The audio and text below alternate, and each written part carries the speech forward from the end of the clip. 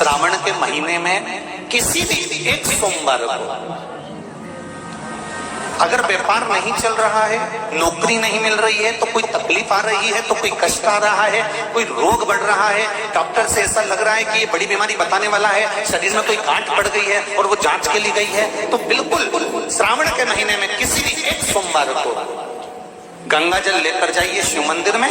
शंकर जी के मंदिर में थोड़ा सा गंगा जल नंदी को समर्पित कर कर, थोड़ा अशोक सुंदरी को समर्पित कर कर, थोड़ा गणेश और कार्तिकेय को समर्पित कर कर, थोड़ा सा गंगा जल जया विषहारा शामरी बारी दौतली और देव को समर्पित कर कर, थोड़ा सा गंगा जल शिवलिंग पर समर्पित कर दो। उस गंगा जल को वापिस झेल कर लेकर आओ।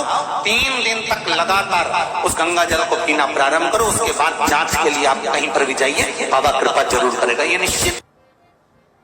ये शिवलिंग जलाधारी, यहां से जल अशोक सुंदरी के पास में से नीचे की ओर गिर रहा, ठीक है। बेलपत्र नहीं है आपके पास चढ़ाने के लिए, मत चढ़ाओ। जल नहीं है चढ़ाने के लिए, मत चढ़ाओ। अक्षत नहीं है चढ़ाने के लिए, मत चढ़ाओ। पुष्प नहीं है शिव जी को चढ़ाने के लिए, मत चढ़ाओ। शमी पत्र नहीं है, मत चढ़ाओ। पर किसी शिवालय में, किसी शंकर के मंदिर में अगर तुम गए हो, तुम्हारे पास में कुछ भी नहीं है, जो भी भगवान का दर्शन तुमने किया है, तो यहां से जो पानी नीचे गिरता है, उस गिरने वाले स्थान पर मात्र अपने हाथ का 3 बार स्पर्श कर कर बाबा से दिल की बात कहकर आ जाओ, तो उनकी मुराद बाबा पूर्ण कर देता है। वो सहज प्रसंग है। पहला दिन एक बेलपत्र शिव को अपनी मनोकामना कर कर रोग धोग बीमारी तकलीफ कष्ट दूर करने के लिए शंकर के शिवलिंग पर अगर बन सके तो मंदिर में, आप लोग तो यहाँ हैं तो देवाधिदेव महादेव कंकर शंकर को चढ़ाओ। और अगर बेलपत्र नहीं हो तो बेलपत्र जो चढ़ी हुई हो उसी को धोकर वापिस चढ़ाओ। वापिस।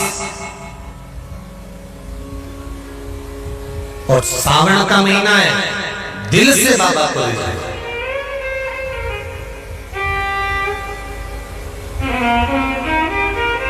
हम धर्म करने के चक्कर में, परमात्मा के भजन के चक्कर में किसी का अपमान ना करें। इसका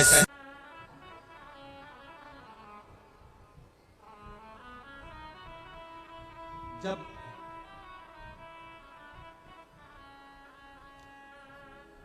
सारी दुनिया की ठोकर खा लो, सारी दुनिया के हाथ जोड़ लो, सारी दुनिया से निवेदन कर लो, और उसके बाद भी तुम्हारी दुख की घड़ी समाप्त नहीं हो, तब प्रयास करना तुम्हारे घर में कोई गमला हो, कोई पौधा लगा हो, जो भी पौधा लगा, हम ये नहीं कहेंगे कि वो गुलाब का है कि गेंदा का है कि शमी का है कि बेलपत्री का है, जो पौधा तुम्हारे घर में लगा, जो पौधा, एक प्रयास करना। अभी सावन चालू हुआ है,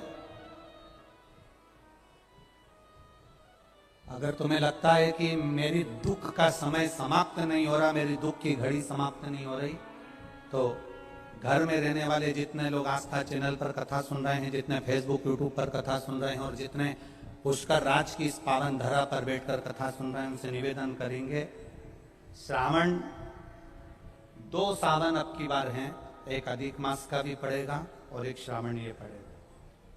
ये जब 2 श्रावण पड़ते हैं तो इसमें हरि और हर का मिलन होता है, हरि और हर का मिलन, क्योंकि अधिक मास जो है वो भगवान पुरुषोत्तम का है, भगवान विष्णु का, और सावन के मध्य में अगर पड़ रहा है तो देवाधिदेव महादेव के साथ भगवान हरि का मिलन हुआ है, इसलिए इसको हरिहर श्रावण कहते हैं।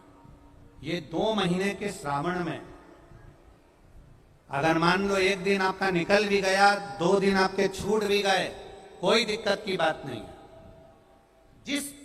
जो पेड़ तुम्हारे यहां लगा हो, जो पौधा तुम्हारे यहां लगा हो, जो वृक्ष तुम्हारे यहां लगा हो, जो क्यारा तुम्हारे यहां, कुंडी तुम्हारे यहां, उसी की मिट्टी को, उसी के पेड़ के नीचे, उसी पौधे के नीचे, उस मिट्टी को थोड़ा सा हाथ से उसको उठाकर एक लिंग की आकृति बना ले। उसमें जलाधारी बनाने की जरूरत नहीं, केवल लिंग की आकृति बनाकर उसी की पूजन वहीं कर कर, पानी चढ़ाकर 15 से 20 मिनट बाद अपना काम करने के बाद उसी को उसी मिट्टी में विसर्जन कर दें, अपनी कामना कर कर। देव अधिदेव महादेव 2 महीने के बाद क्या देगा ये वही जान सकता है। वो क्या प्रदान करेगा ये उसके ऊपर।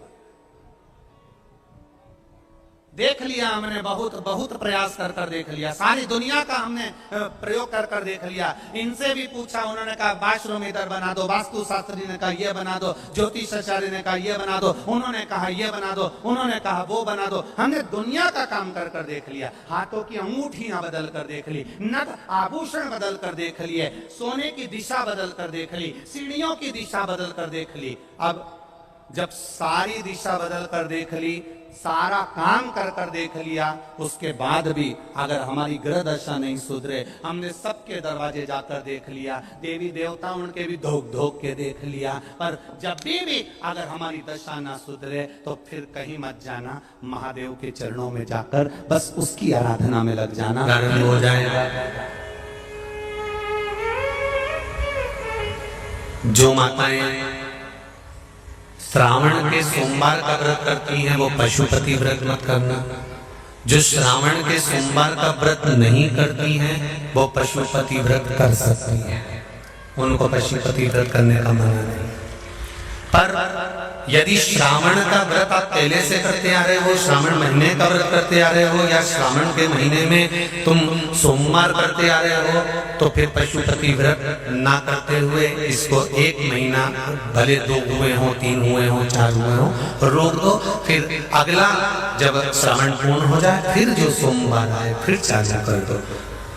पर अगर श्रावण का व्रत करते हो तो, और अगर श्रावण का व्रत नहीं करते हो तो पशुपति व्रत चालू है, मना नहीं। श्रावण के महीने में जल चढ़ाने के पात्र 2 कर दो। कितने पात्र कर लो? जम के बोलो, 2 पात्र कर लो, भले 2 हाथ में लेकर मत जाओ, एक के ऊपर एक कलश लेकर जाओ। उसका कारण क्या है? शंकर भगवान ने मां पार्वती के सम्मुख में गंगा का आवाहन करा था, तो गंगा जी ने आकर पूछा था, स्वामी जब पार्वती आपके नजदीक में विराजमान है तो मुझे बुलाने का कारण क्या था? भगवान शंकर कहते हैं, श्रावण का महीना प्रारंभ हो रहा है, जब मेरे ऊपर सृष्टि का भार आएगा तो मुझे गंगा और पार्वती दोनों की जरूरत पड़ेगी। जब घर में विवाह आता है, शादी आती है, कोई फंक्शन आता है, कोई मेहमान आते हैं, तो थोड़ी ड्यूटी बढ़ जाती है। रोज 8 बजे उठते हो, पर शादी रहती है तो कितनी बजे उठना पड़ता है? सुबह 6 बजे 7 बजे। यहाँ पर भी आप रोज अपने घर पर उठते होगे 8 बजे तक, 7 बजे तक, पर यहाँ तो तुम जब सो रहे होगे तो सवेरे कब हो जाती है और रात कब हो जाती है तुम्हें नहीं मालूम पड़ता होगा कि कब रात होगी कब सवेरे होगी। लोग ढोलक पीते पीते पीते पीते 11, 12, 1 और तुम्हारी लग गई झपकी और बज गई 3:30, सब लग गए लाइन में नहाने और तुम भी भगी जल्दी से नहाने। और नहाने में कहा जाए तो माता इतनी चतुर, उन्हें का बरसती हो रही है जल की। भगवान भी सोच समझ के पानी गिराता था, 3 बजे से गिराना चालू करता था 6 बजे तक। उस बीच में भगवान को भी मालूम है मिश्रा जी कहाँ से नल लाएगा, इसलिए उन्होंने चारों तरफ से पानी गिराया। बोलो सही है कि गलत है?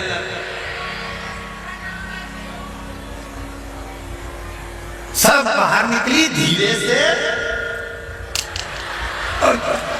इतनी चतुर राम जी, गजब की चतुर चतुर लोग आया है, गजब।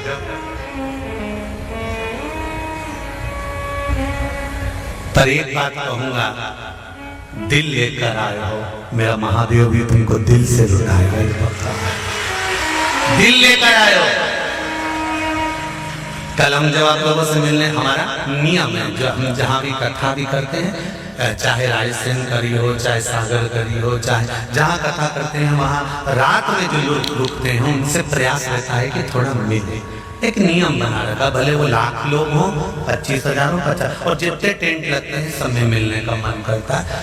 आपसे कल भी मिलने आए थे और कई लोगों की आंख में आंसू भी थे, कई लोगों के हृदय भी नम थे कि हम अब कल चले जाएंगे,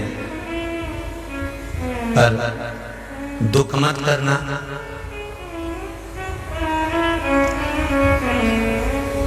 दूसरा कोई स्थान हो वहां से जाओ तो वापिस आने की गारंटी है कि नहीं है, पर यहाँ तो सील और ठप्पे लगाकर भेजता है कि वापिस बुला लाएगा। तो फिर क्या उसकी आराधना मात्र करिए।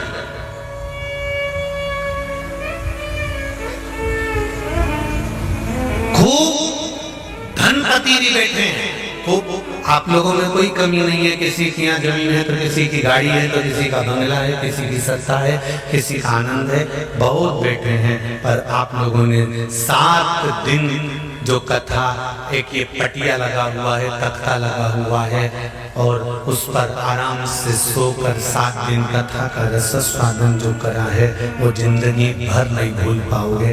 बाबा इतना देगा कि आप लोग उसकी कृपा ही दर्शन।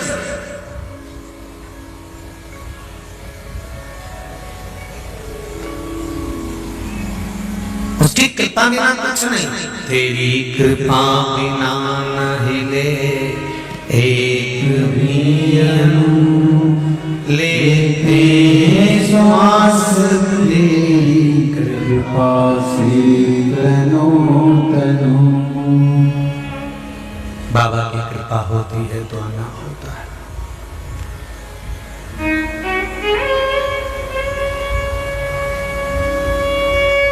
कोई नेपाल से, कोई झारखंड से, कोई उत्तराखंड से, कोई